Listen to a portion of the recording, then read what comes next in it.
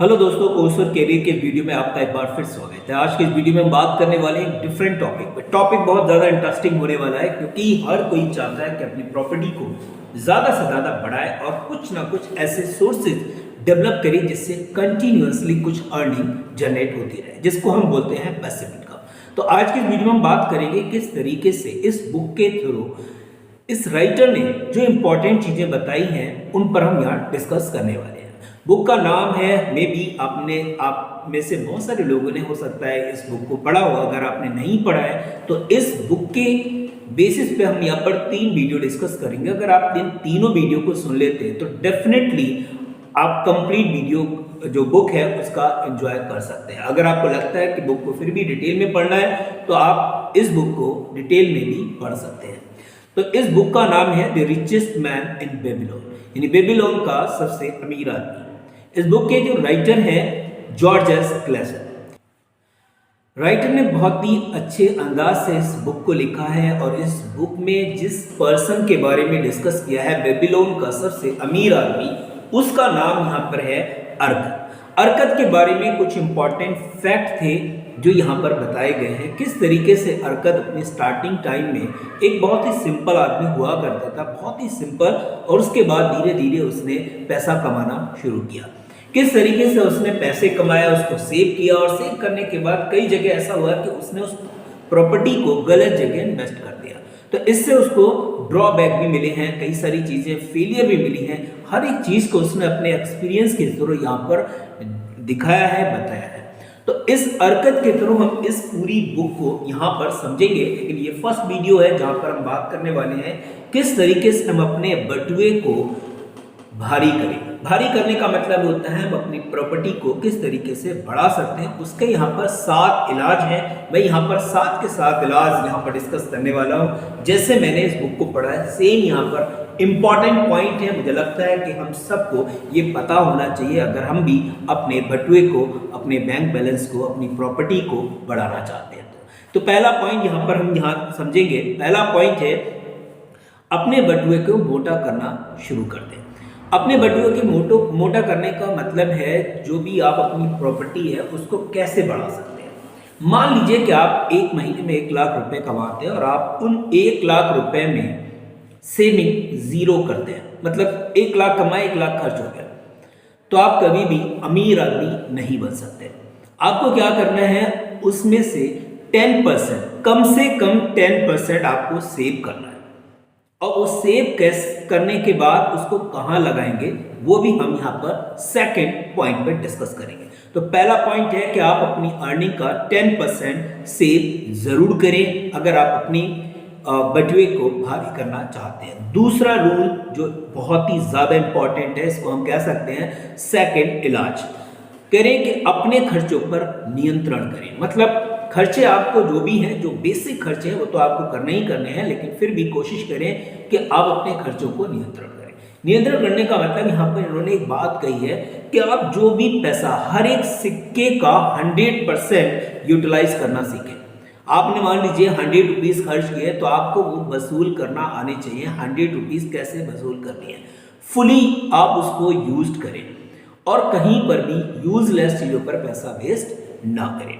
तीसरा जो इंपॉर्टेंट इलाज है वो है अपने स्वर्ण को बढ़ाएं। अपने स्वर्ण का मतलब अपनी प्रॉपर्टी को बढ़ाएं। कैसे बढ़ाएंगे?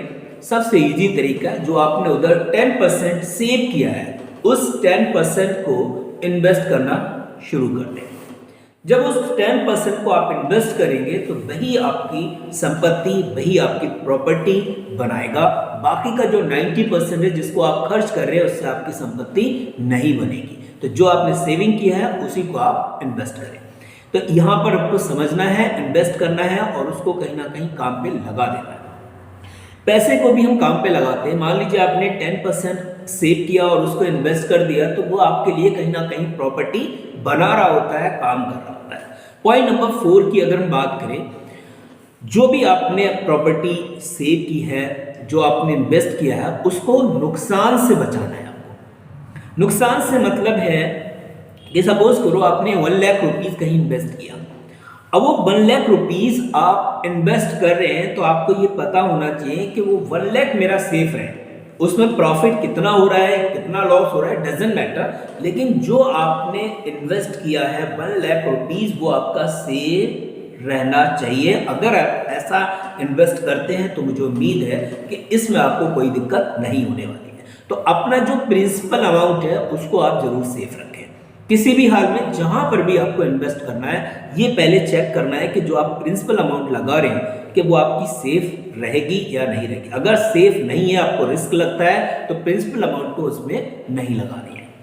अगला हम बात करें अपने आवास। आवास का मतलब है अपनी जो रहने की जगह है उसको लाभदायक बनाए। लाभदायक का मतलब है, मान लीजिए जिस जगह आप रह रहे हैं, अगर आपको लगता है कि वहां पर आप रेंट पे जगह दे सकते हैं तो इट्स ओके, आप वहां वो काम भी शुरू कर सकते हैं।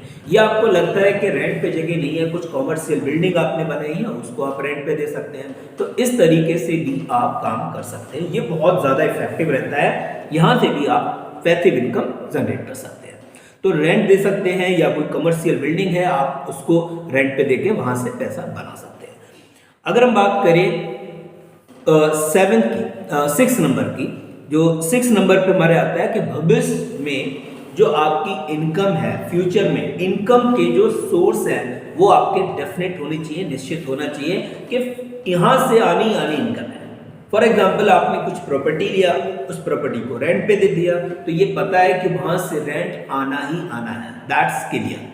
तो इस तरीके से आपको अपने फ्यूचर प्लान करने हैं कि वहां से अर्निंग के सोर्स निश्चित होने चाहिए, मतलब फिक्स होने चाहिए।